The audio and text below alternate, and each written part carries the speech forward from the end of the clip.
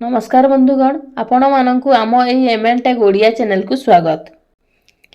एही एबे एबे आसिला सुभद्रा योजना को नहीं गोटिए बहुत बड़ अपडेट। आपण माने जानिथिबे एही 6 तारिख माने आजी टंका आसीबा को जाउछि, पंचम पर्याय सुभद्रा टंका। तापरे पुणी एही मार्च मास 8 तारिख रे द्वितीय किस्ती टंका आसीबो। हेले एही टंका केउ मानकु मिलिबो? एहा छडा यदि सुभद्रा योजना रे आपण माने आवेदन करिसंती एवं एपर्यंत टंका पाई नाहंती तेबे भिडियोटी को स्किप न करी आरंभरू शेष पर्यंत देखंतु। अपडेट टी कोन रहिछि जानि परिबे। सुभद्रा नियम रे हेला बड़ परिवर्तन, बड़ अपडेट देले सरकार। सुभद्रा योजना को नै बड़ खबर। 3 दिन रे 2 थर मिलिबो टंका, डबल किस्ती पाइबे हिताधिकारी। ए नै बड़ घोषणा करिसंती राज्य सरकार।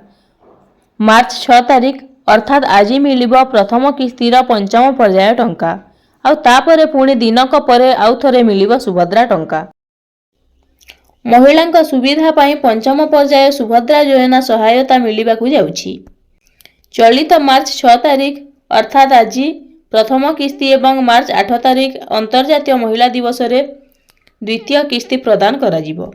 सुभद्रा हिताधिकारी संख्या 1 कोटी पार होइथिबा बेले मार्च 8 तारिख रे एका बेले समस्तंक खाता को जीव सुभद्रा योजना टंका। एहा द्वारा 1 कोटी रु अधिक हिताधिकारी उपकृत हेबे।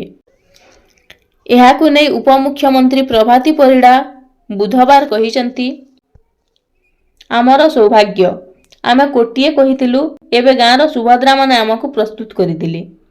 आमे पूर्वरु 98 लाख देइथिलु, तेणु आसंदा 6 तारिख अर्थात आज जहा बाकी अछि सेमानंकु मध्य टंका दिया जिवो। तो एथिला अपडेट। तेबे एही परि अनेक गुडी इन्फॉर्मेटिव वीडियो देखिबा पई आम चैनल को सब्सक्राइब करंतु। धन्यवाद।